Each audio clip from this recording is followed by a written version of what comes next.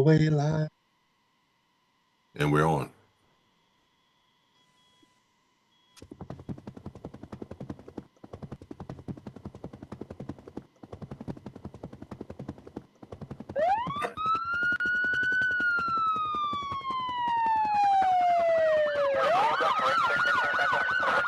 Negative, say nothing further. Just take care of the corner.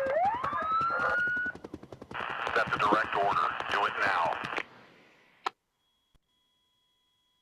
All right. Good afternoon. Good afternoon. Today is Thursday, March 20th, 2025. We are roll call, black, white, and blue for better relations. I'm here with a few of my friends, my brothers, my sisters. I got D with us. I got Will with us. I got Cheech with us. I got Derek. I got Jerry. I got Mark. I got Rich. I got Jim. I got Melba. I got Dave. I got Todd. I got AC, who's on the move, but he's with us today. Listen, we have a good show ahead of us, and thank you for those on Facebook Live for joining us and being with us on today. We want to start off with a moment of silence.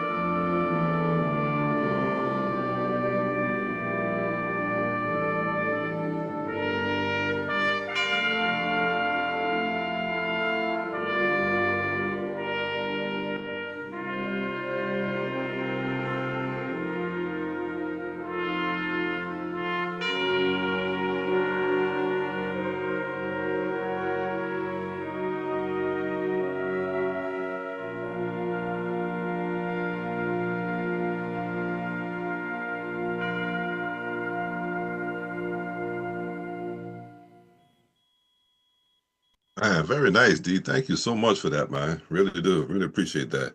Um, we're gonna have a disclaimer coming from Cheech and our statement of purpose coming from Melba. Hey, good afternoon, everybody. Thank you for joining us. Before we get started, we wanted to go over a couple of things. First and foremost, the comments made by members of Roll Call are the opinions of each individual. They are not intended to be any type of legal advice, recommendation, or suggestions. Remember that the laws change from city to city, state to state. So please check with a local attorney or local police department for any legal advice. Also, we generally display videos or photographs to spark our conversations. Some of these videos or photographs may be graphic in nature, they may be bloody, they may be violent. So we don't want to offend anybody. If we display one, a member of our panel will give you a heads up in case you don't want to watch it or turn away. We get these videos from social media like Instagram, YouTube, TikTok, all that stuff. So it's not the property of Roll Call. All of you individuals have access to all these videos out there. Also, we want to let you know that the language used by Roll Call is very spontaneous. Everybody here speaks from the heart. We speak our truth. We don't hold back. You'll see that. You've noticed that. Sometimes we don't even agree among ourselves, but we don't take it personally. So we don't want you to take it personally. And we also ask for you to write in if you have questions, comments. We try to keep track of that, and we will address them as we're moving along. We don't take any offense to anything you might say to us, and we hope you don't take any offense to what we might say. And that's it. Thank you so much, Cheech. Thank you so much. Melba? Hey, good afternoon, roll call. So like we're roll call black, white, and blue for better relations. We have four basic tenets. One, we are pro law enforcement. We are anti-racism. We believe in equitable policing. And number four is that Black lives do matter. That's it. All right. Thank you, Melba. Listen, we're praying for JT and his wife Orlando, Cheech and his wife Anna. We're still praying for AC and his wife Jeanette. We're praying for CJ, and we're praying for you, Melba. Um, Jerry, we're praying for your mother-in-law, Mary Barrows. Make sure I put that down there, Miss Mary Barrows as well. And we're praying for each one of you and your families. Those who are on Facebook Live with us this afternoon, we're praying for your families as well. Thank you for joining us. I see we have today, I see my wife is with us. Donald Coleman's with us. Melissa Moss is with us. Ruth Caffey. Oh, let me just say this. One of our viewers, Eva celebrated her birthday yesterday. She celebrated her birthday yesterday. So happy birthday, Eva. And she's with us even right now. And I believe that's all I can see right now. I know there's others on there. That's all I can see. Again, for those who may be joining us this week and were not with us last week, we have a new panelist, as you can see. His name is Will Quick, a retired lieutenant. Will is actually driving home from a podcast show that he already has on Thursday, but he's gonna make some arrangements so they'll be on different days. But Will is a retired lieutenant. And I forgot the police department, but Will, just introduce yourself if you can to them again. Okay. Welcome, everyone. My name is Willie Quick. I am retired lieutenant from a small agency in North Carolina, in Carrboro, North Carolina. All doesn't mean insignificant, because I can tell you that the experience over 30 years has shown me a lot, and I'm honored to be joining this panel to discuss some real life situations that impact us all at the very grassroots level. So we're going to get into it real quick. All right. Thank you, Will. Jamel is not with us. Jamel is taking care of some matters outside. Nothing really serious. It just takes his time away from us right now. So don't think that Jamel walked away from us. He's just really taking care of some business for him and his family. Anyone else? Anyone else with anything before I get going? Because I'm gonna go right into the first video. Let's go, D. What says that? The arrogant police officer? Yeah, the one from last week. Yeah, come on. I want to set the table for this one only because I've been in this situation hundreds of times over my career because I did work with federal agencies and constant contact with police officers. So I want to set the table when we come back just to give you some background, and then let's take a look.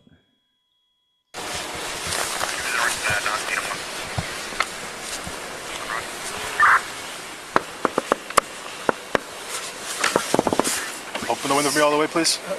Put the phone down. Put the phone down. Can you do me a favor? Open all the windows. What? Open all the windows. Why do you want me to open all the windows? I need you to open all the windows for me right now. Anybody else in this vehicle? Oh, there's nobody else in the vehicle, but you can let me know. Okay. I'm recording. All right. You know why I'm pulling you over right now? Yeah, why? Okay, I'm pulling you over because I saw you. I was driving behind you. I don't know if you noticed. You were swerving. You didn't indicate the turn signal. Okay, you can record all you want. I mean, I don't know what you're doing there. What you're looking up. You're looking up. You little weirdo. Listen, I'm right now, making sure. Do me a favor. Open up all the windows. Blah blah. Let's go. I'll open up all the windows for you. Sir. Why are you making this difficult? So tell me again why. You want me to make your life difficult? So tell me Because I love making people's lives difficult. Really? There you go. I just did that. What are you going to do about it? Nothing. Okay. So, now, license, registration, proof of insurance. You gonna need to Can you tell me get why off your phone? Listen, Your little TikTok thing? Listen, can you tell me why you put me on? I just did. Are you Matter of deaf? fact, can you call your supervisor? Are you deaf? Can you call your supervisor? Oh, there's no supervisor. There's no supervisor. No, there is no supervisor. I'm the most senior officer on the road right now. All right, listen. So, I'll tell you what I would be said supervisor. I'm gonna let you listen to my music. Okay, so that's how we're going to play. All right, step out of the vehicle for me. Step out of the vehicle for me. Listen. Okay, put the phone Listen, down. listen. Hold on. Actually, you know Listen. what? Do you have any weapons on you? Do you have anything you're not supposed to have on you in the car? Listen. Do you have anything you're not supposed to have on you in the car, sir? Listen. You're gonna make this difficult. Can I step out the vehicle Can you then? just Listen. answer the question first? I'll step out the Keep your vehicle hands for you. on the wheel. I'll step out the Listen vehicle to me, for you. follow my directions, and this can go very easy. Listen, sir. Listen, Do you sir, want me to get out the car or you don't? I want you to follow my directions like you just did, like Okay, a good boy. I'm All right? I'll follow your directions. Okay. Now, did you want Do me to you get out have the car or any you don't? weapons or anything you shouldn't have in the vehicle or on your person at this moment? No. No. Nope. Okay. Do you have a firearm on you? Do you have a license to carry a firearm if you do? Are we in Florida? Even if I Sir, did have a license on me, you answer don't my even question. need What is this back to and have what forth? you're talking Okay, about. get out of the vehicle. Okay. All right, listen. Hands over here. I got a gun Hands over right here on my side. Okay, put your hands up there. I got a gun on my side. Okay. Can you do me a favor? 226, I'm gonna have it totally mailed. Listen, No, look listen at my to me. shirt. Rush Listen, that back up. While you're searching me, Spread your feet out. while you searching feet me, out. sir, Put your feet out. Come here. searching me. Where's the Could gun? you please? Where's the gun? On my Where's the right, right hand. On my right hand. For my safety and your safety, we're gonna do this today, okay? Hey, but make sure when you do that, while you're searching me, You got big muscles, huh? my gun is right on my chest. Oh, wow. Oh, on your chest, huh? So we're lying today. Are you a gangbanger? Is that what you're doing here? You're selling drugs? It's me? Oh, No. okay. Okay, Don't I'm move. sitting in the parking lot. Don't move. You have a license to carry this? We're in Florida, right? But, do you have a I sure enough do. Okay. You know what? It's called the, hey buddy, It's around my neck. it's called the concealed carry permit. Listen, my license is around my neck. Oh, I carry it around my neck. okay. Well, first let's see what else you got. See, you're lying a bit. Hey, didn't I spread your feet apart? Spread your feet apart, huh? Fucking scared. Oh, shit. This is what we're doing? Yes, sir. Okay. Listen, can you make sure you get my What is this? can you make sure you get my license to carry? My license to carry is on my chest. Is this fake? You know, a lot of people like to act like they're cops. Federal agent. Oh, right. Where's the ID? Let's check the ID. Do me a favor. Federal agent. Okay. So now my against- badge don't even make a Lean difference. against the car. Lean against the car. Lean against the car. So you're a cop. So why wouldn't you tell me? It seemed like you fraudulently pulled me over. You been drinking today? Drinking, sir. We don't drink. I smell alcohol emanating from the vehicle. Actually, we're doing an investigation on. Okay. And just what? You just happened to pass. 216. Status of that backup.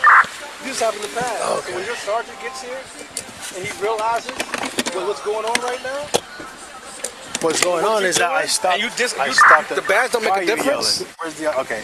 So I found your ID. Because here I have are a you- cop why are who's you doing being some difficult things today? that's wrong. Tell me why, as a police Why are you officer, shouting? tell me why another police officer in handcuffs. You didn't identify Over a yourself. swerve? You didn't identify yourself as a police officer. You were swerving. You didn't indicate your turn signal. Once again, sir, you didn't call your sergeant here neither. There's so no there's the sergeant. things that we supposed to do here, right? Okay. All right. Let me get these off of you, buddy. I don't know why you're being like this. Listen, I don't know why you're being like this. I don't know I mean, hey. what y'all got going on here. What y'all got going I'll on? tell you what. You know, you We could've as just, agents, we're gonna figure it out. You know, we don't like city cops. You know Oh, that, right? okay. Yeah, we don't like The federal cops either. agents don't like city cops. All right, let's stop it there. Just really quick before we get started, just to let a lot of our viewing public understand, when you have federal agencies and they're working undercover in in the area, they're really not supposed to identify themselves first, because the same law enforcement officer that's stopping them, they could be investigating.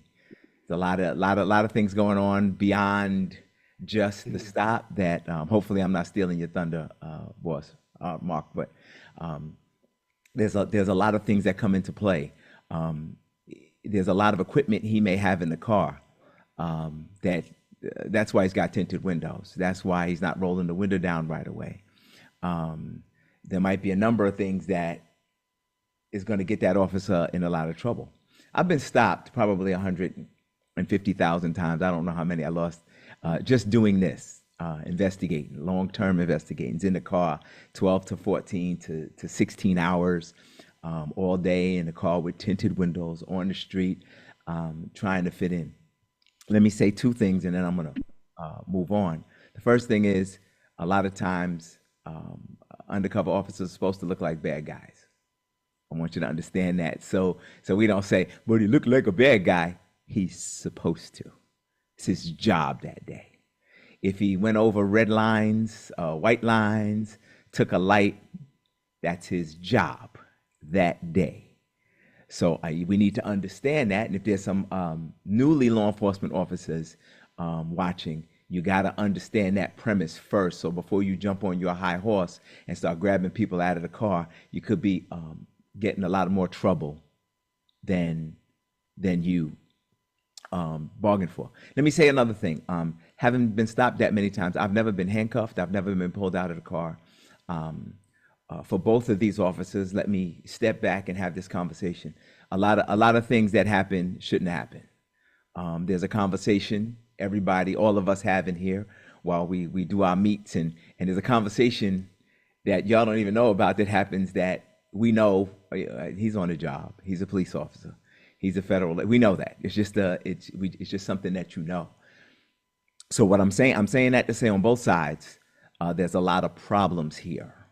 I'm saying the bigger problem is for the police officer because he pulled this guy out in handcuffs. He's asking the wrong questions.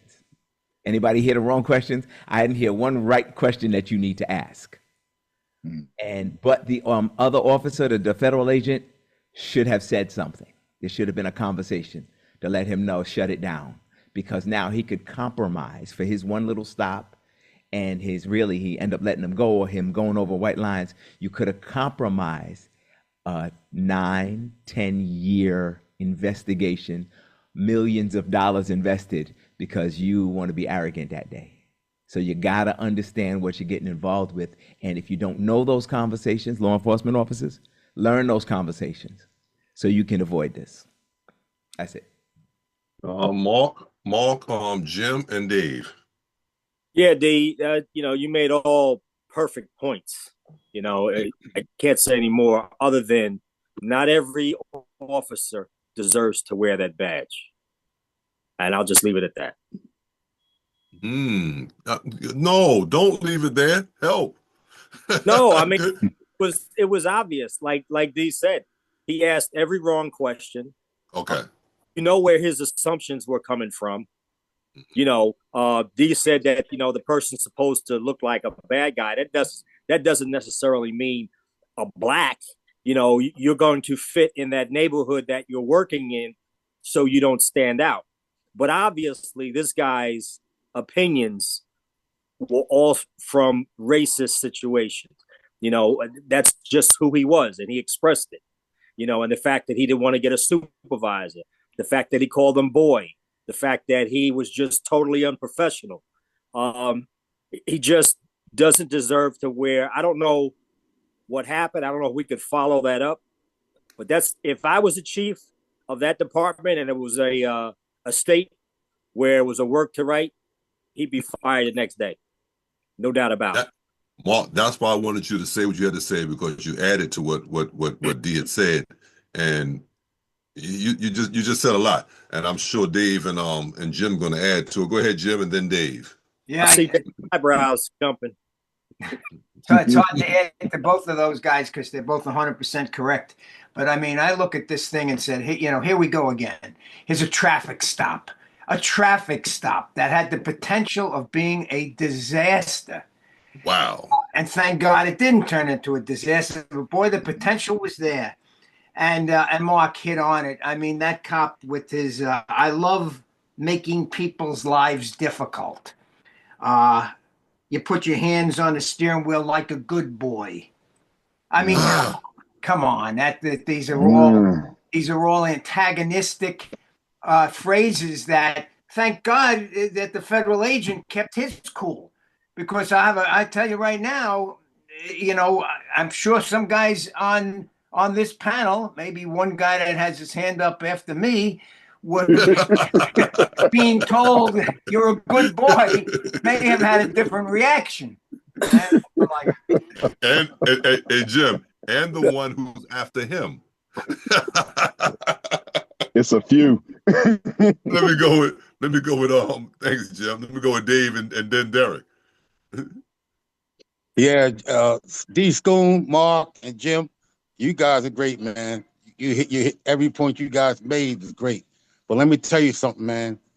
That cop should be thinking. That cop should be in church on Sunday, because when he said like a good boy, inside of that dude, we all got bad fuses.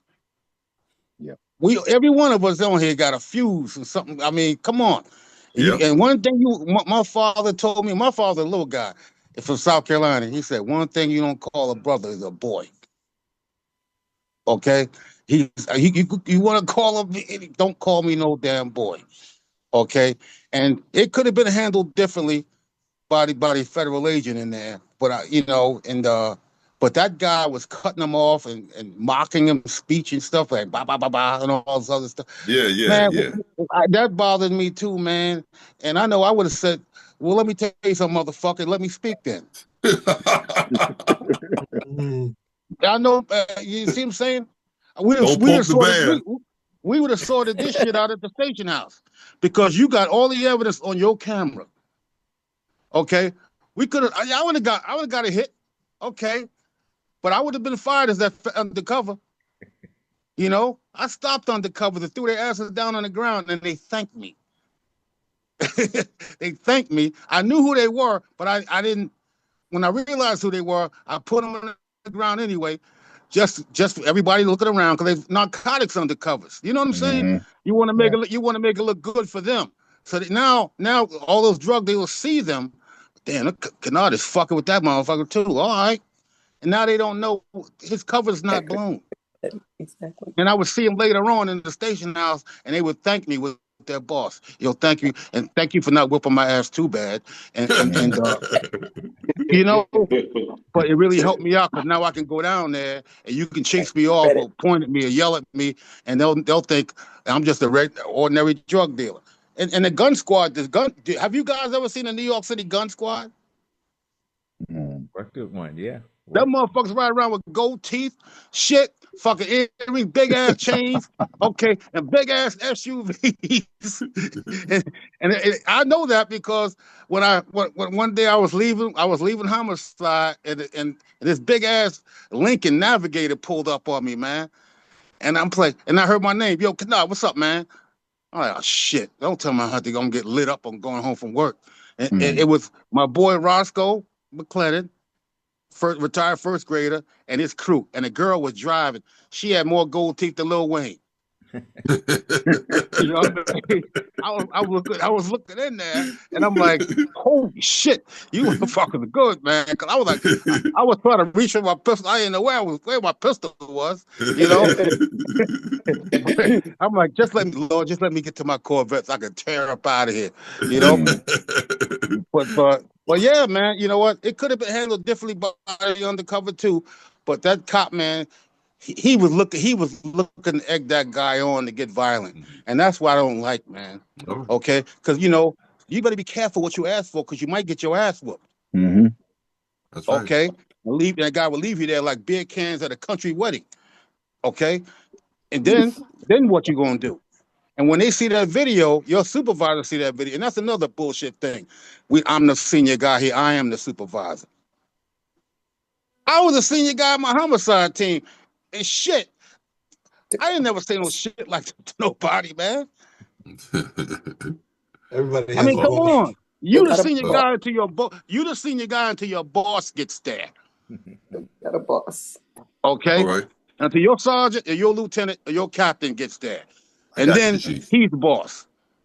Okay. But this guy right here, should be Mark. You right, man. His ass should have been gone that night. Fired. Woo. Well, Dave, thank you. Let me just say hello to Richard Bowden and Renee Henderson. Let me make sure I didn't miss anyone else that joined us. Okay. Cheech, go ahead. I saw your hand up. Just reading the chat. Donald Coleman says, after being on this show since the inception, if that undercover officer had roughed the cop up, would he have been wrong and gotten in trouble? Unless he did it the way Dave just described, like, he knew it was undercover and he just followed through to keep the undercover. But yeah, he would have been jammed. Yeah, he would have had some issues after that. Will, I see Will. I see Mark. You want to go? No, Your Will hand first. up. Okay, go ahead. Well, Will. the behavior of the local officer, it is what it is. My daddy always said an ounce prevention is worth a pound of cure. Kind of the way we were trained in that scenario, if you're undercover, whether you are federal or you're another officer, a narc guy, if somebody gets behind you and lights you up or whatever, you pick up the phone and you call 911 and you give them just enough information as to who you are so they could alert the officer that the officer needs to call in to 911 before any of that interaction to help preserve the integrity of the UC. So that was the first thing that came to mind for me. The other thing is, I'd be willing to bet this probably took place in a small jurisdiction, because when the guy said he was the senior most guy on the street, then that lets you know it's probably a smaller jurisdiction where they might use corporals or experienced officers as relief supervisors. So that's a possibility. We don't know the backstory as far as where that was, and for obvious reasons. But that whole ounce prevention worth a pound of cure, I'd have been on the phone calling 911, giving them information that he would have already had because he already had my tag, and letting them know, I need you to call this officer and have him call you before engaging me, and then pull him off. All right. Mark, real quick. Yeah, two things. I wanted to respond to Dickie. So we as officers, even though we hear the guy is being a total asshole, uniform officer is always correct. He may not be proper, he may be breaking the rules, and that will be dealt with. But the uniform officer, you have to give him that respect. And if you don't, think about if that guy whipped that officer's ass, guess who's coming? First of all, everybody who's watching is calling up, hey, your officer's getting his ass kicked. Now everybody's coming, and they're going to jump on you. So it's not even safe to do that. What the way the officer handled it, as far as not getting angry, was correct. And the other thing I just want to say real quick, and then you don't have to go to me, is I love Dave's isms. Dave has the best isms in the world. So we appreciate you, Dave. All right, I got Derek, Ty, Rich, and Melville. Yeah, the guy's total intent was to get under this undercover officer's skin. From the time he walked up to his car, he was disrespectful. He was putting him down. He was mocking him, and he was barking orders and wouldn't let him answer. Every time he tried to answer, he cut him off. He told him to put his hands on the steering wheel after telling him to get out of the car. He told me to get out of the car first. Right. And it's funny because he says, I'm the senior most officer. I am a supervisor.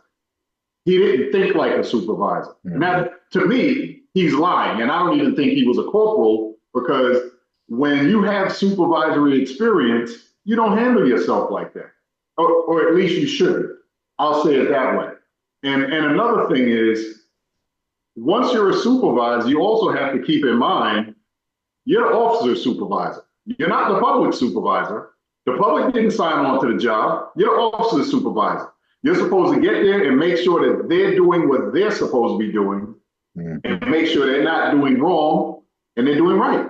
And you're not supervising the public. You're supervising your underling. That's it. But but this guy was looking for trouble, and fortunately, the guy didn't feed into it. But on the real tip, the officer deserved the ass with it. He just didn't get it.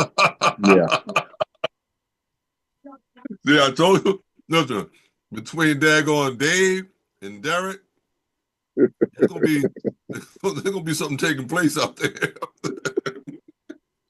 Let me go with thanks, Derek. Ty, Rich, and Melba. Oh my goodness. So I've said it several times on this podcast, and I'll say it again now. I would always tell the officer that got his ass kicked in high school. So they generally act just like that. Yep. I mean, there was no reason for him. He's already in a position of authority, plus he's in uniform. He's pulling the vehicle over. He's so blinded by his desire to get this guy out of the car. Jim, I think he wanted to shoot him. I think he wanted to escalate, hope with the hopes of maybe getting his name in the paper. I don't know. It just felt awful from the very beginning. Dirk and them said exactly rightly. There was the very get-go, he was trying to agitate the guy to get him to the next level, so he can raise it up how he wants to raise it up. It's a shame that we see officers all the time. We work with officers that act this way, and Hempstead for sure. I mean, that's a fact.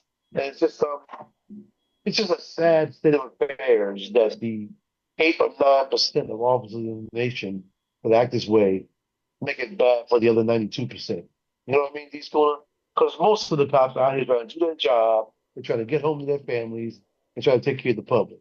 But it's that 8 out of 10% of us that let that bad go right to their head. And this guy right here was a perfect example of what not to do. Now, put the guy in the car, and we don't know the guy in the car, we don't know his position, as Dee said. He's going to say he may have to act that way, to behave that way, to keep his cover. That's the primary thing he has to be accountable for. He has to be aware of how he's acting. Even if you don't think they had a talk about how to react when cops pull you over? I mean, that's all part of the protocol of being a UC undercover.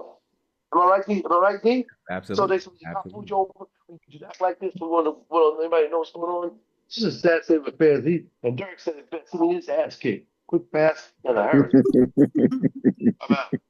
Hey Ty, you know what got me also? He said, I don't understand why you're acting this way. What? You know, you don't understand. I'm trying not to say anything, but I'm like, you don't understand why I'm acting this way. You're the reason why I'm acting this way. You are the only reason why. Oh Lord, Rich and Melba. I just can't wait for Melba to get here. Because Melba is like she's on fire. Yeah, okay, I just got 2 points. So, once he finally figured out that the guy was an undercover officer, FBI agent, whatever, he asked him, "Are you drinking?" So Yeah. furthermore, even if you validate that I'm who I say I am, you ask me if I'm drinking, you smell alcohol? He goes, "I'm not drinking." He smelled it. What are you talking about? You said you smell alcohol? But what I gleaned from the conversation was that the FBI agent may have been undercover checking on that police department, because he said, if you listen to the words, he said, "I'm doing so and so," and they blurted it out, and he goes, "And you passed the test." So he may have been down there investigating that police department. They may have had some allegations of excessive force, or maybe planting evidence or some kind of nonsense that he was there to investigate. That's why he didn't identify who he was and say, "Listen, you need to go on back. Here's my badge. I'm working on this case, blah, blah, blah, go ahead." That's why he let him go ahead and see what he would say. And he said, "With the boy, and put your hands on the steering wheel, get out of the car." So all that might have been part of his investigation. That's what I gleaned from the conversation. He says, "Get your supervisor." And the guy's like, "No, I don't have a supervisor. I'm the senior guy." So I think that's what he might have been doing. Okay. He was okay with him being turned out and the badge coming out on his chest. So if somebody was watching him or something like that, he would be blown that right there anyway. You know what I mean? Because they got the gun off his hip and his badge was in the front. So I think he was investigating that law enforcement in that area, based on what I heard. Good thought, Rich. Good thought. Real good thought. I didn't think of that. But Melba? Yeah. Yeah, Rich, you are absolutely correct on that one. I could definitely see that 100%. I thought it was interesting because I'm in a open carry state, and some of y'all are in open carry states. So the question, which was very loaded, was, do you have a firearm or anything else that you're not supposed to have with you? Are those not two different questions? Yeah. And he Yeah, they asked are. them several times, what does that mean? Is this not Florida? What does that mean? Do you have a firearm or anything else you're not supposed to have on you? What what does that mean? Because I don't need a license in Georgia to carry a concealed weapon. I don't need it. I do have one. I have a concealed carry license, but that was before they changed the law. So the law now is you don't need a license. So what does that mean in Florida where it's well, Florida's Florida. You know? So I think that office, I thought the agent, the federal agent, held his composure very well, considering the things that were being said to him, Yeah. because they were so inflammatory. Yes, it my ears perked up when he called him boy.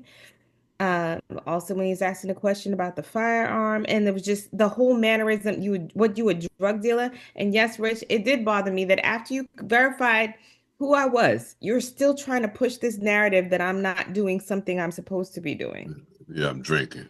that I Yeah. don't have a right there. And what were you going to arrest me for drinking on the job? So it's crazy. But then let me ask you guys who like, well, yeah, I mean, who maybe have a little bit what, because his response was no. And he was correct. He did not have anything on him he was not supposed to have on him.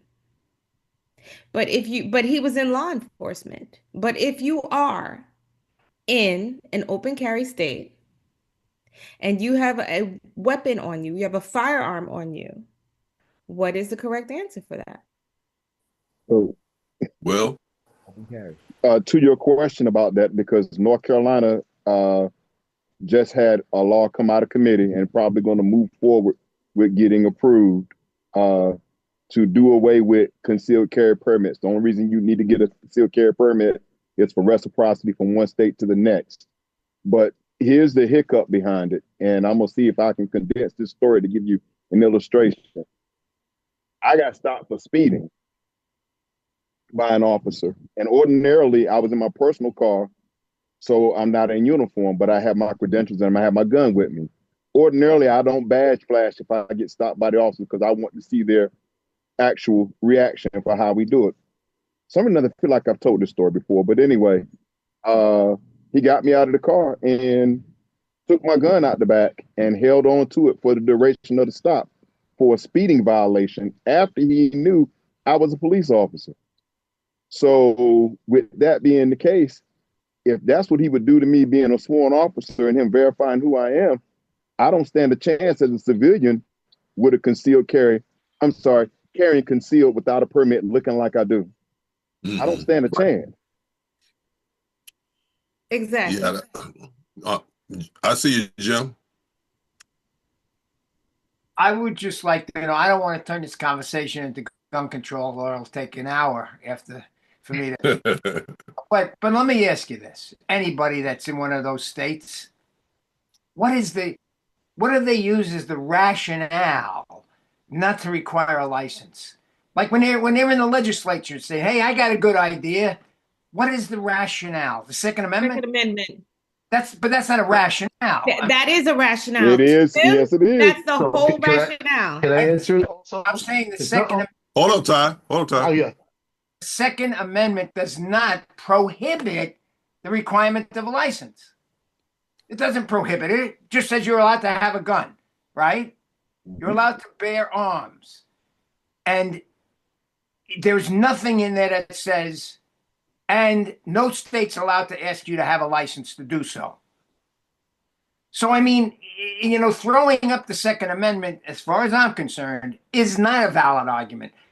And I'm trying to find one. Show me one. I absolutely agree with you, especially how egregiously they're trying to censor people's First Amendment rights to freedom of speech, that they lay so heavily on Second Amendment. That's my right, my right. But that again. But it doesn't make sense. It's the whole mentality. fine for me, but not for thee. And we know who thee are. Once we get onto our second topic of today, which is another firebrand, because I'm ready to move on to that little ditty right there. All right. Hey, Let me Jim. get I'm sorry. let me get Tyrone, then you, Dave. Okay. And then I got the two hands or so. Just to quickly refer back to what you're asking, and I got a friend of mine, a city council member in Greensboro. He told me this. He said, they wave the Second Amendment flag because nobody can argue it. But the underlying reason is they're in the pockets of the gun fanatics. They're in the pockets of the people that are funding. That's what it is, Jim. He told me his tie is incredible. We talk about A, B, C, and D, and these guys go straight to G. They're talking about, well, Second Amendment right. I mean, is that right? Well, what can we do? It's the Constitution. And then, but knowing underlying is the money behind it, and that's what the problem is. Okay. Dave. Yeah, Jim. Hey, Jim. To your point, brother. Every damn Republican always misinterprets the Second Amendment. All of them do. Okay. Dave, hold on. I think they conveniently interpret the Second Amendment. Not that they misinterpret it. It's a convenience interpretation. Well, here's the kick in the ass for them. Okay. Okay. I encourage, and I hope they're looking at me now. I encourage every brother and sister who's eligible to carry, go get your shit, just like them. Okay? You want to play the game? I'll play. You want to play hard? I'll play hard. You want to play rough? I'll play rough. Everybody should go get their shit. And let me tell you something. Down here at the range in Upper Marlboro, I went there. I got my cousin, her girl, a neighbor, and another girl qualified. They got their gun permit now. Okay. Now, when I was in that range, I said, I'm going to give you to the instructor. I'm going to go over here and just chill out. It was 300 women in there firing all kinds of shit. And I was just clapping my hands happy. Okay. I was so happy that I saw those women in there. They was coming in there with duffel bags full of guns and shit. Yeah, I got the fire. Go ahead, girl, do your thing. Just don't shoot me in the ass over here watching you. Okay. But anyway, I encourage all of my friends, my family, if you're eligible to carry, have a firearm, get one. And everybody on this panel should have a nice shotgun in their house too. I don't give a damn.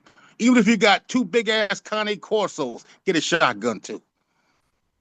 Okay, I'm not playing this game, the Second Amendment bullshit, because they conveniently want to fucking misinterpret the shit. Okay, we ain't winning like that. But we load up too. You see those brothers down in that town in Ohio? They got their own force to protect those school children. I think that's one of our things if we can get to it. Yeah, I'll leave it there. I'll leave it there. But I was clapping, jumping up and down like I was in church listening to Donald Butler on Sunday. Dave, where do you get all this stuff from, man? You be dropping them on us, boy. I was just saying, man, it just come natural. I don't know. It does. Yeah. Let me go with let me get Derek and Cheech. Yeah, I just wanted to add on to what Will was saying. So there's only one more step for this bill to get passed. And if it does, it will allow anyone 18 or over to carry concealed. 18 or over. So that means there's going to be high school kids packing. Is that nationwide? Is that nationwide, D? No, it's North Carolina. North Carolina. Okay. Yep. Woo. Okay. Yeah. You finished, Derek? Yep. Okay. Cheech and Mark. Yeah, and on that North Carolina issue, I just wanted to add that there was law enforcement and doctors and nurses that spoke at the legislative hearing regarding this, talking about how bad of an idea this is. Some law enforcement. Some spoke in favor and some against. Remember, we are a conservative state based upon the last election cycle. So a lot of these ones that didn't speak out are representative of conservative counties or communities. All right. Mark? So Dave hit all his points. However, the problem inherently is you as a black male with a gun will not be treated the same way as a white male with a gun. And that is also a problem. So although you may have the right to carry it, okay, you will not be dealt with. And in the video that we just did, you had a black male with a gun, and you see how he was treated. A group of blacks with guns walking down will be treated a little differently because it's a group and they know probably the press might be around.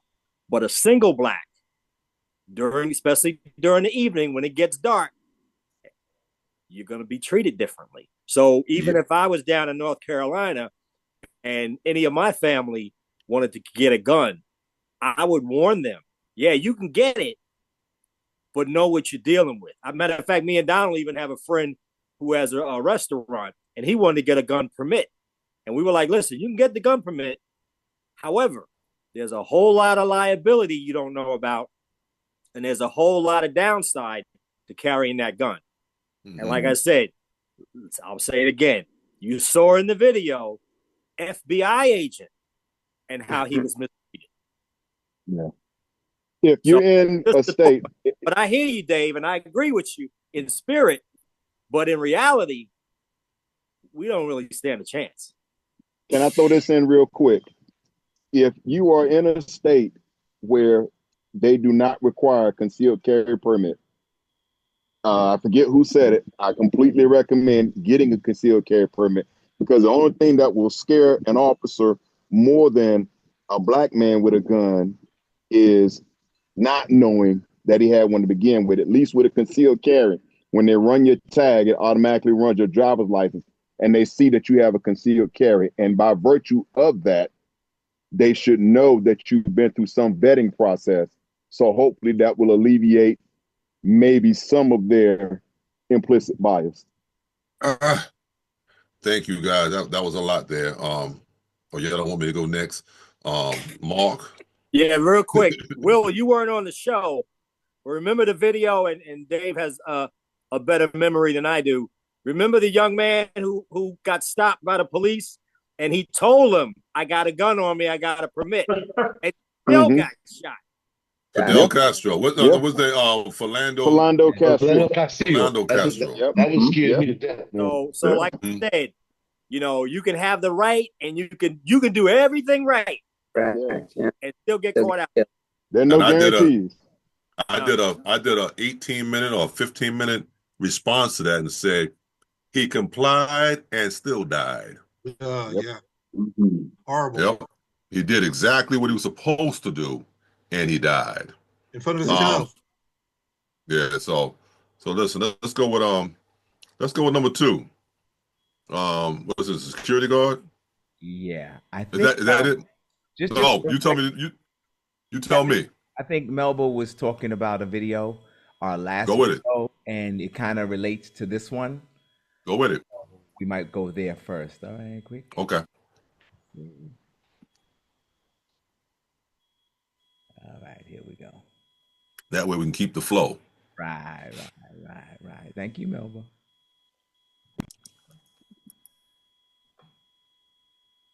So this one takes us to Ohio, where a black community, they formed their own safety program a short time after they had a neo-Nazi rally in their community. Let's take a look.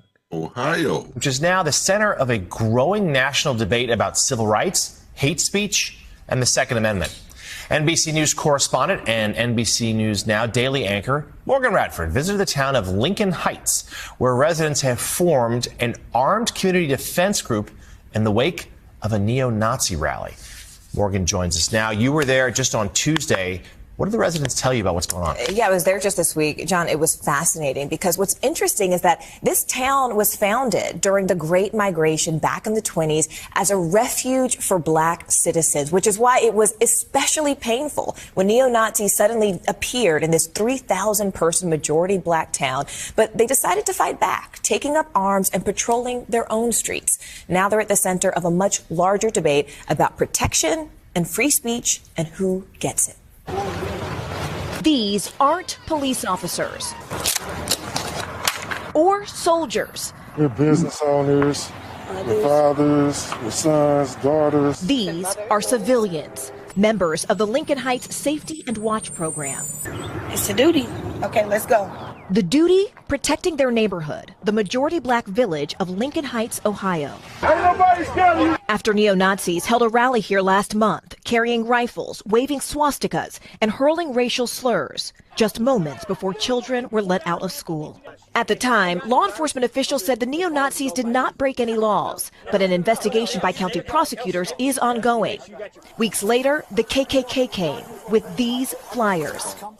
First African-American community above the Mason-Dixon line of staff. Safety and Watch Group spokesperson Durance Daniels says the police did not do enough, which was more chilling because the town was founded in the 1920s as a safe haven for black residents. Lincoln Heights is our home. If somebody broke into your home, you call the police, and the police says, you know, if they do it again, we haven't broken any law, so we're just going to allow them to break into your home again. What would you do? Are you worried at all that having a potentially armed response could just create more friction, create more danger? I'll answer that by saying I've never felt safer as a black man in my community than I have right now. The mayor of Evendale, which oversees the police force that responded that day, said in a statement to NBC News, "Our emphasis on de-escalation and public safety resulted in the incident's resolution without injuries to any of the persons involved." Come on. But residents here say they can't afford to wait. Every day, the Safety and Watch Group escorts children to school and patrols the streets. Why do you all wear masks? Those Nazis, we have reports of them finding our backgrounds, so we're not hiding ourselves from the residents, but we're protecting our family from what we're doing out here. While many locals do support the security group, some, like business owner Eric Ruffin, say they wish the group wasn't needed. We don't want to become what we hate. You know, we don't want to become a group of people that walk around feeling like we have a reason in America to have to protect ourselves. And this community Stand up. Stand up. Is not backing down. We contacted the mayor of Evendale's office, and they say that prosecutors are looking at body camera footage of the neo-Nazi rally to see if any criminal charges could be filed. But meantime, the Hamilton County Sheriff is also calling on state lawmakers to pass legislation making it a crime to wear a mask with the purpose of intimidation while open carrying, guys. So, Morgan, let me ask you, one of the people you interviewed there, a young man, said he's never felt safer in his community than he does now. So this could have an impact nationwide, things like this. I mean, there is a contagion factor in safety. People always seek it. What did the mayor or anybody that you spoke to think about the contagion factor? Durance, I don't want to speak for him, but after my conversation with him, I feel like I could confidently say he would say the contagion factor has already happened. Because when I asked, is this a reaction to a local moment or a national movement? And he said, look at January 6th. He said, you already have people felt emboldened to come here locally because of what they saw nationally. If you can hang from the building of the hallowed halls of the Capitol and then be pardoned, not be prosecuted, why don't you think you can come to a small village of African Americans, 3,000 people? Morgan, does the group have any real authority? But as long as they stay within the confines of the law, they should be okay. It's a great question. You know, I asked that basically, are you stopping cars when they come in because you think someone looks suspicious? Is that, you know, profiling in its own sort of way? And they said, no. We are patently aware of what our rights are and what our limitations are. They said, we're not officers. What we do is we are trying to cooperate with the police department. So if we see suspicious activity, because remember the KKK came back with flyers just after this rally. So they're saying this is more of a defensive posture to deter people from entering our community and showing them by virtue of our masks, by virtue of our guns, that you can't come here and we're not going to take this punch lying down. All right, important story, fascinating. NBC News correspondent and NBC News Now daily anchor Morgan Radford. Wow. I like her. Wow. Let me go. Oh, wait a minute. Who did I have first? I had Yes, Melba. that was But somehow the screens still switched up on me. I got Melba, Cheech, Jim, Dave, and Ty. I That's was how I up had. there too. Wow. Who? I was up. I had put my hand up. I don't know what happened to Oh, okay. Let me put you on the list too. it. I got you, Derek. But let me go with Melba first because she led us here. So this one, I am 1,000% behind these people in their local community, and I'll tell you why. Because the communities that we have built in this country, and I'm talking specifically about Black communities that we have built in this country, historically have been destroyed by the same people that claim over and over they don't want us in their communities. But yet they have still come over to our communities to be Eric, disruptors. It has Mhm. happened in Chicago. It's happened in New York. We all know about Tulsa. We know about Rosewood. It's happened in Florida, all across this whole country.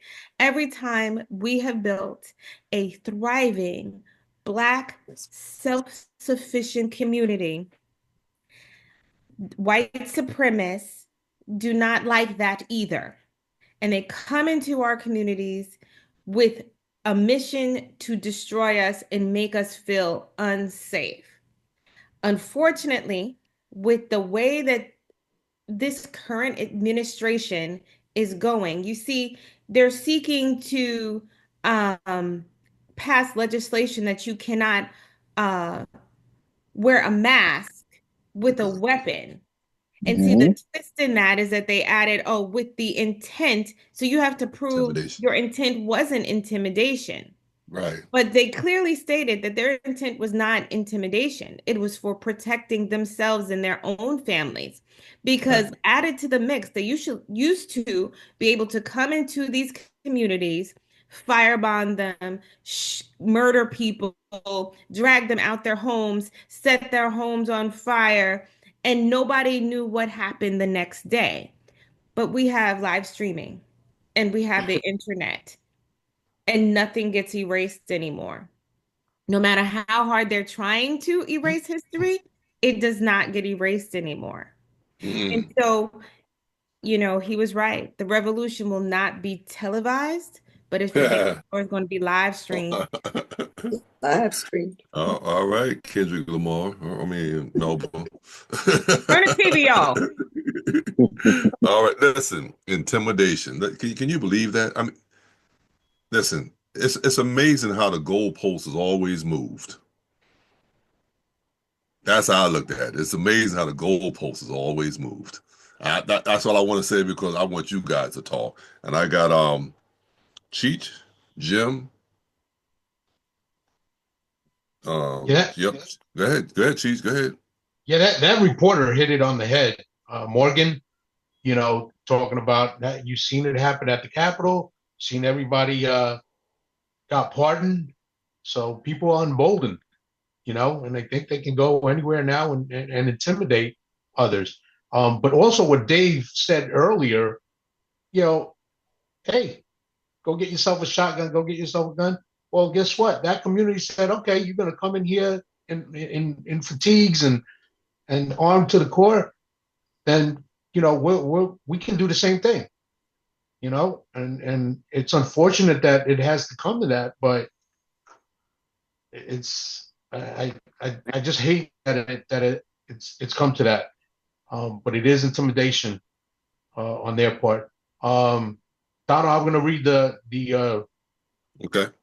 stuff real quick. Donald Coleman says now they are trying to talk them down and find something wrong just because they are trying to keep what is theirs. And Kathy says they hear the ticking clock counting down to 2040 when when the census will reveal the new minority race to be white Americans. Greenland and Canada don't want to roll over so that the white populations can boost their numbers. And Donald Coleman says, and Dave, Rump is trying to erase all black history forever have been in existence. Yeah, that's true. Yep. Mark. Yeah, real quick, Cheats. You said they can do what the Klan could do. They patrol their own neighborhood, right? They didn't go into the white neighborhood. No. I guarantee you, if they went into the white neighborhood, the police would have found something wrong and locked them up right then and there. So to answer your question, in my opinion, they can't do what the others did. No, not into like you said, into another community. Right. But let's mark that thought, different. That thought came into my head. They came into the black neighborhood and they marched and they felt comfortable and they got police protection. Let the blacks go to the white neighborhood. They're not going to feel protected by the police. I'm sorry. It ain't. Or a bunch of Latinos in fatigue in a van show up like that. Yeah, you're right, Mark. You're 100% right. Let me go with Jim, Dave, Ty, Derek, and D. I would agree with that. But first of all, we don't live in normal times anymore. Trump has decided that he's at war. I've said it 1,000 times. The man's a racist. We know what he's trying to do. We all see it every day. What these people did, I applaud them 100%. I do agree with what Mark just said. However, there's a way to combat that. If every black community did that, every black person armed themselves, every black person took to the streets like they did, I don't think there'd be much of a difference in how they were treated. As a matter of fact, I think it may create a whole different scenario out there. So, the issue here is these people did something to protect their community. You know what?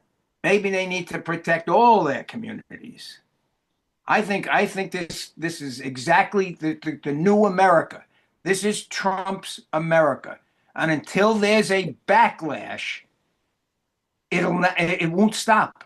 It won't stop. We'll be back in 1860. I kind of think with the same way, Jim, because the other alternative is to do nothing, and then you actually get this getting worse, But if they don't know who's legally carrying, then they may. I mean, I would take a step back. Melba, go ahead, Melba. I just want to interrupt because AC asked, "Can we please read his comment?" All right, what's his comment? Yeah, he says the police will find something criminal against the black protectors, the Black Panthers. Yeah, that's what. And he's absolutely right, because this movement is really reminiscent of the Black Panther Party. They wanted to feed school children and they wanted to protect their communities. And what did they do? They went in there, they infiltrated them, they firebombed them. They just tried to destroy them from the inside out. Okay. And all they wanted to do was protect their community. Listen, Marcus just infiltrated us just now, because Marcus done changed his name to Hot Diggity DDB, and that's Marcus. That's Marcus. I know that's Marcus. They got the dog on there on the profile. Go ahead, Mark. You know what? You may try it, but like I said, the police are going to find something. And with this current president, okay, he'll be trying to call the military. You let the Black Panthers walk down and go visit the Capitol, and you won't believe the firepower that's met against them. Like it or not, the press can say, matter of fact, the press will be muted, but if the press does say something, it won't matter. This guy doesn't care. Because he's already said several times he has no qualms about setting the National Guard against American citizens. Right. So if the Black Panthers do decide to do that, like I said, the police won't treat you the same. And trust me, the president's going to make sure that the government does not treat you the same. Listen, I know you guys got a lot to say, but these hands been up for a long time. I would like to get those hands out the way. All right, so because they're still up there. Let me get Dave, Todd, Derek, and D. All right. I'm gonna be stern but brief. Okay. I always say it, Don. You heard me say it. Okay. Sometimes, in order to fix a rat problem, you got to go in the sewer to get them. That's number one. Number two, I bet that community, okay, that black community there, I bet you all those school children get wonderful grades. The city is flourishing. And I bet you even some of the kids who would get ready to go astray are realizing, you know what? We are a tight-knit community. Okay. Thirdly, Melville was saying, well, somebody else is saying on here, when Ahmaud Arbery got killed in Georgia, and that black militia showed up down there, they were all ex-military. Some of them who couldn't carry weren't armed. They followed the law. And when they patrolled they went right to that white neighborhood and they stood in the street out of the way of traffic, and the cops were called on them. And the police officer, I remember specifically, a cop told one of the neighbors, they're not doing anything wrong. They're allowed to have their gun and they're not harassing and bothering anybody. They can stand there all day if they want. A white cop said that. Thirdly, you know, the Black Panther Party started something. Okay? They started, even though they got locked up and maybe beaten and all that, they still ain't stopped us from standing up to this today. They started something. They started a movement, and it's here right now in the 21st century. We are not bending over, taking it up the ass for nobody. Okay? You have Trump. We have a felon in the White House. They put a felon, a racist scumbag felon in the White House. People like us, we have to wake up and see it. There's no more nice decorum shit. Decorum? Man, I had to lay into one of my aunt by marriage on the phone telling me, stop doing this. Why don't you seek counseling? I say, why don't you stay hidden in your garage?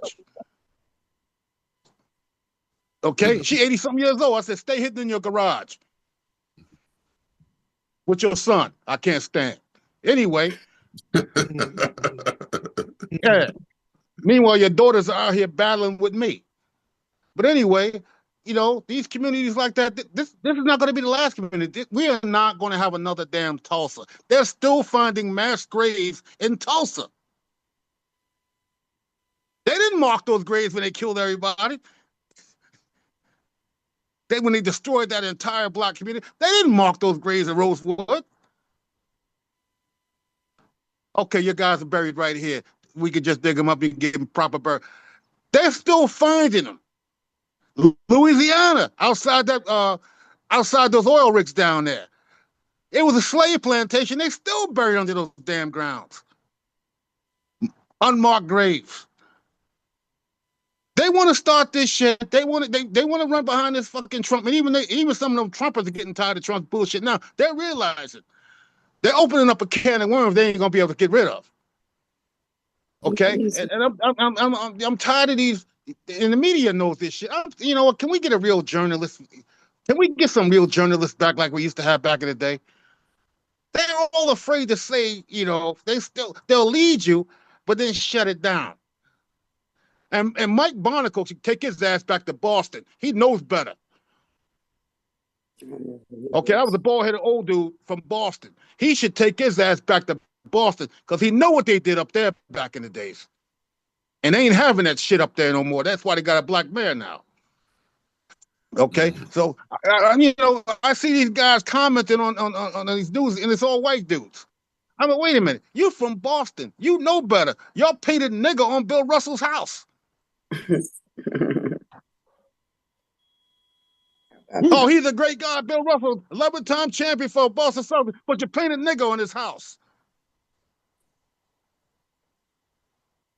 Okay, so I'm all for these groups, man. And I know one thing. I bet you those school children feel safe as hell. And mommy and daddy feel. I'm gonna say I'm the only one on here, okay, whose great grandfather, my mother's father's father, was shot to death on his own front porch for telling the sheriff the truth. 2 white guys killed another one, and the sheriff came to interview my great grandfather, not knowing. We lost. Oh, Man. We lost him. Oh, wait a minute. Wait, There he is. Yeah, There he not is. yeah. I got not knowing that the sheriff was part of that clan. He knew too much. They shot him on his own front and left him there. Wow. Wow. Okay. Sorry to hear that, So, Dave. Sorry to hear now that. you That's know terrible. why I encourage. I think, you know, you want to get guns, man. I'm not laying. I'm not gonna bend over and lay down and wait for them to come put a foot up my ass. That ain't gonna happen. Okay. You want to come in here with that bullshit? I'll feed you dinner and then I'm gonna wipe your ass out. Game over. Ah. Brian Camp. That's Reverend Camp's brother. Brian Camp says, "Preach, sir. Bill Russell took years to return to the city of racist Boston." That's right. Yep. Wow. That's another one of our frat brothers too. Yeah. Nope. You know what time it is, Nope. At one time, we had the 2 greatest ones out there, Bill Russell and Wilt Chamberlain. And they both got, and off that court, they both got treated like shit. Yep. Overbrook High School. They all love Muhammad Ali West now, Philly. but when he was alive and standing up, they couldn't stand his ass. Correct. That's right. Let me get these. Let me get Ty. Cause Ty's in a place where you got to sneak his conversations in. So I do, of course, it's a multicultural event on that, obviously. So I'm speaking to everyone, especially our followers. But Jim, I want you to hear this personally. I pray every day that the Democratic Party takes lead from this example. That's exactly what we need to do to change the tenor and tone of this nation right now. We got to stop being Mr. Nice Guy. We got to stop being this figure like that store owner. My blood started boiling when that store owner said what he said. That's exactly what we've been doing. Look what it has gotten us. Look where this country is right now. So I pray that the Democrat every day, the Democratic Party will find the rats day, because the rats are in the sewer. And you got to be a rat to get one sometimes. And I hope that the Democratic Party not pull up guns, obviously, but understand the level they need to be at to be effective and efficient for the American people. I applaud those Americans. To me, those are real Americans. Those guys. Those are real Americans. Listen, Karen Caffey says, when you don't know or stay in your place, you become a problem. All right, let me see. Listen, I don't know if it's Derek and D or D and Derek. Derek and D. All right. So guess the first thing I want to say is it ain't no fun when the rabbit's got the gun, right? So when the white group came there the first time, this wasn't their first time coming there. When they came there the first time, they actually roughed up a black guy. They were walking down the sidewalk with their signs and their masks on, and they were calling people the N-word, and they had megaphones and everything. And one black guy said something to them, and a bunch of them roughed him up. No police presence, none. And they were invaders because they didn't live there. But when they come back the second time, and the black people are prepared, now there's a police presence. Now, as soon as black people are armed, there's a police presence. Yep. And that's unfortunate. They also, and Melba said this, how would you determine the purpose of intimidation if a person's wearing a mask? Because that's how they want to like kind of put this law out there. If they create this law, they want you not to be able to wear a mask for the purpose of intimidation. Now, I don't know if you saw the full interview because there was a longer interview, and the person said, we basically just want anonymity. We're not trying to intimidate anyone. We want anonymity. But it's when the neo-Nazis came there the first time and they were roughing up people, no problems, no police. They come back and black people prepared and still not doing anything to them. Now all of a sudden there's a police presence, and we may have to create a law to deter, basically to deter protecting yourself, because that's all they were doing. So I just found that interesting. Very interesting, Derek. Very interesting. You go ahead. I'm trying to get trying to get all your comments in there. I got you. I just wanted to say really quickly that it's important, if you're going to do some of this, be concerned with your licensing. Here, I'm in New York, and you can get a security guard license, and it gives you the parameters of what you can and cannot do. So there's nobody that can challenge you. If you have a company, you're bonded, you can do all those things. You can find people to get you straight with the paperwork, let's say, so that if you want to protect your own, I'm all for it, just like the rest of you guys, protecting your own. But we need to do it the right way. Don't just grab a gun and go out there on the street, because they're going to figure out a way to get at you. Let me say something to everybody that knows in the room and everybody of color.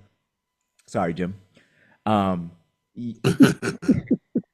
So I just want to get, you're wearing your weapon. We wear our weapon every day. Then you do what everybody else does and carry a weapon. Man, you got a nuke. You see how they think? You could be legal, open carry. It's the wonderful thing. I know the law and the rules. I have a concealed carry permit. I have HR 218, which is a federal law that allows retired officers to carry all over the country. You still got a bigger weapon than them. You got to understand that. That's why you're going to get that response. So just like all of us know, you got to be twice as good to get half the credit. You got to be licensed. You got to be on point. You got to have a lawyer on speed dial. You got to have a lawyer out there with you. If you want, I'm all for it, but do it in a way that you're going to protect yourselves. And one last thing, these people are protecting their own community. They're not. Who said? I think Ty said it. They're not going. They're not going into the White House or they're not climbing the White House. I'm trying to get my kids to school safely. Mm-hmm. And wait, you're upset over that? There's something bigger than just us carrying guns on the street at play here. So now you're saying my kids can't go to school safely?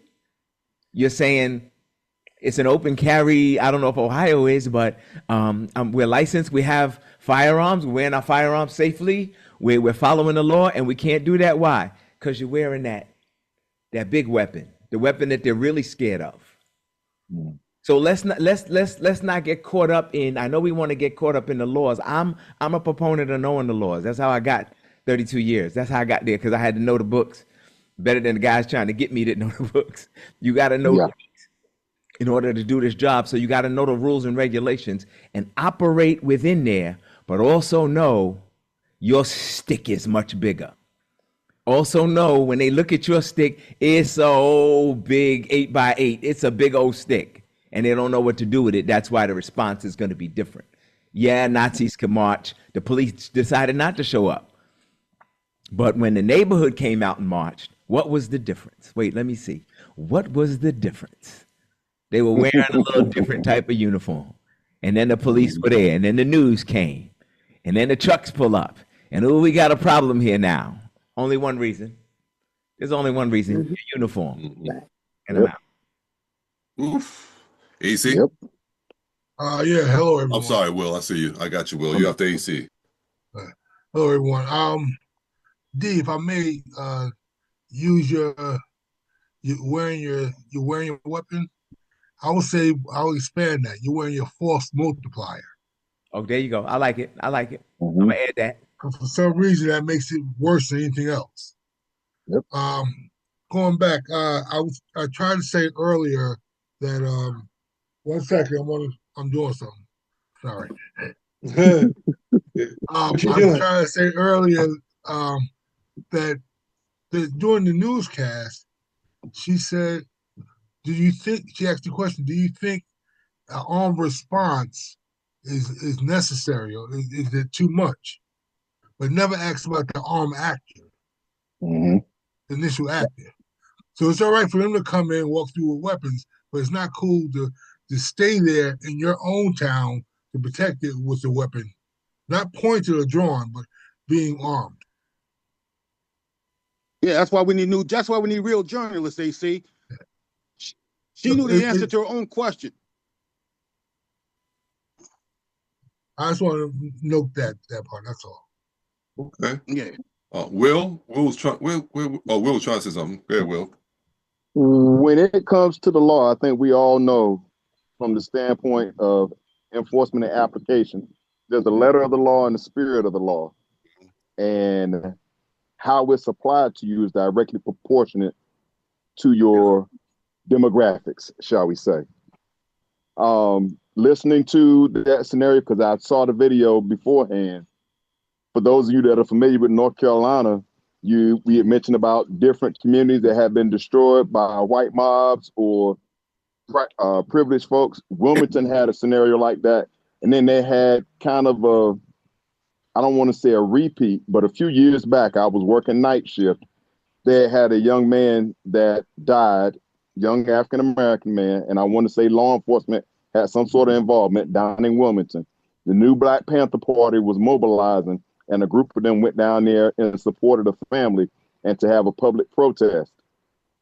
Well, because it was a public protest, the law enforcement down there stipulated to them that we've got rules about public protest. You're going to have to turn in your guns. They complied with everything, got their guns after the protest, and a statewide bulletin went out over the radios, giving out vehicle description, tag numbers, names, driver's license numbers, and even the fact that multiple ones of them had legal concealed carry permits. Absolutely no law broken. And they still put that out there for agencies. Now you got to figure, if you're coming from Wilmington, it ain't much going east other than the ocean. So that means you got to come back west. And what's the chance you're going to go through one of these, shall we say, backwood towns with that group of cars? And somebody saying, okay, well, these are going to be the route they're probably going to take. So we're just going to set up and wait.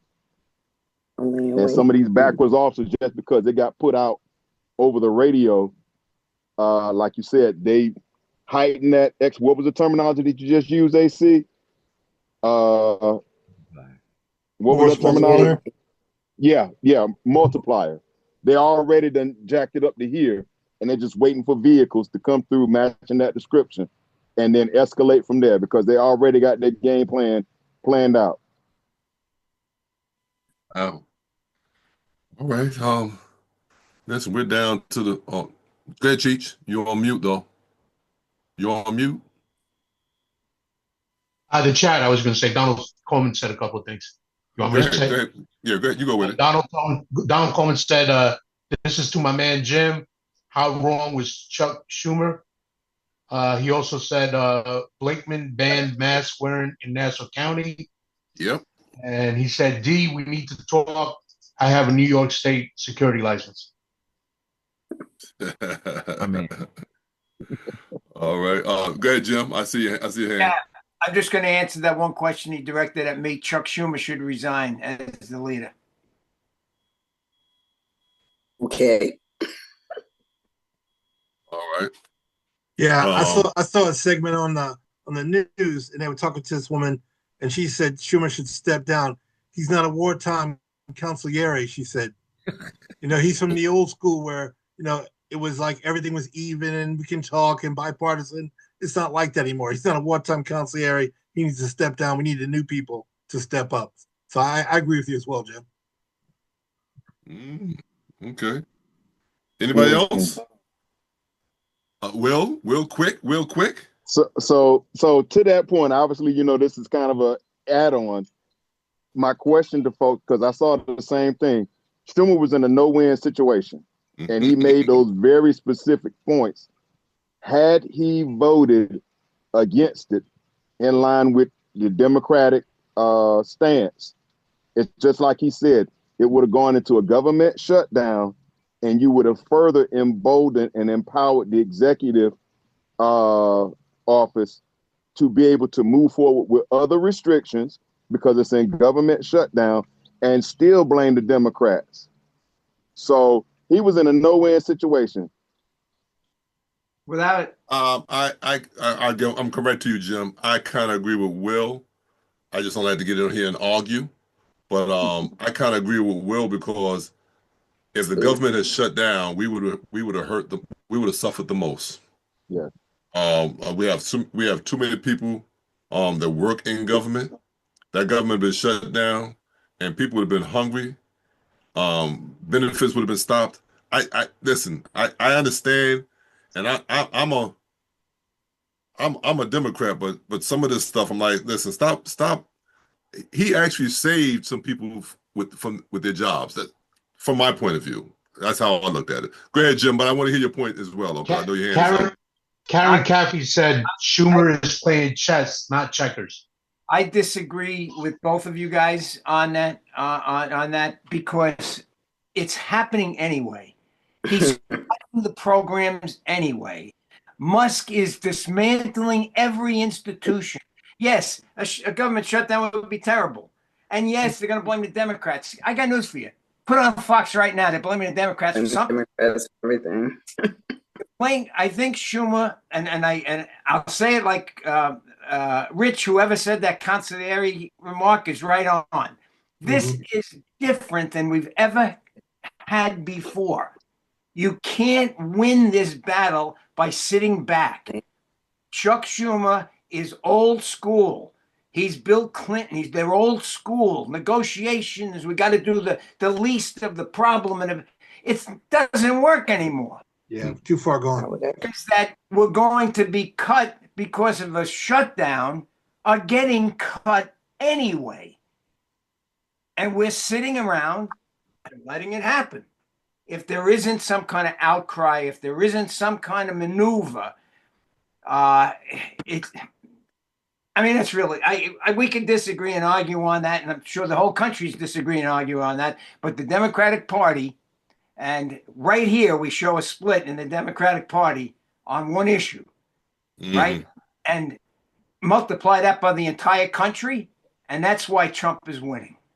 Midterm elections. That's if you want to see the pendulum swing back, it's got to be midterm elections. If you want oversight, it's got to be because when you have a shutdown, like they said, the resolution to a shutdown is supposed to take place in Congress. The fact that Congress, the majority that is running it, is under the president's thumb, you don't have negotiation then. So if it's a shutdown, they don't have negotiation in Congress. Again, where does that power fall to? So it's a bad option either way. But under the circumstances, I still say it's the lesser of two evils because you can still champion. We were trying to save what we could save in the moment. And on the chat, Karen Caffey said Schumer is playing chess, not checkers.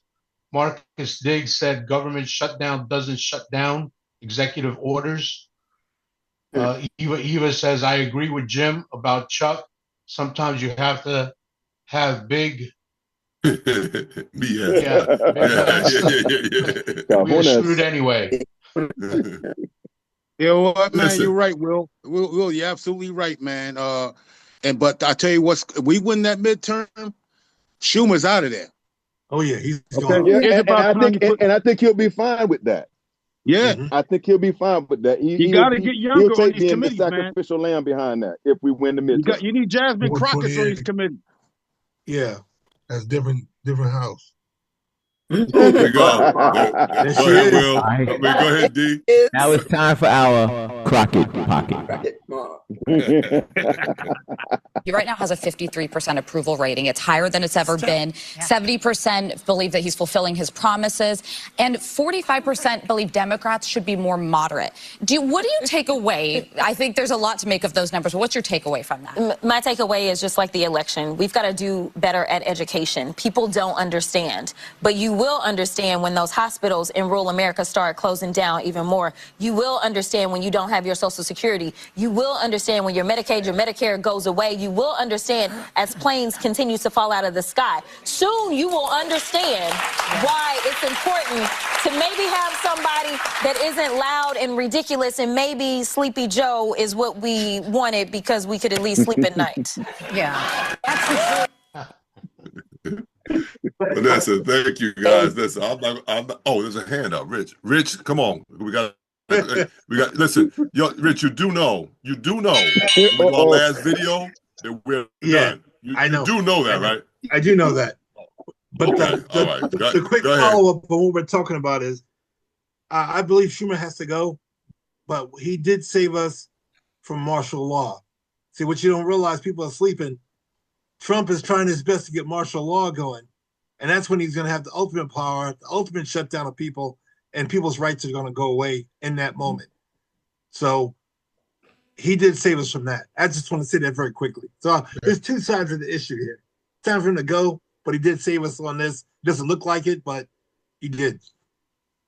Well, I'll say it can't have it both ways. Can't have him vote yes, can't have him vote no, and then, listen, it's just which one we lean. I just lean more towards, listen, don't shut the government down to where other people are suffering so much.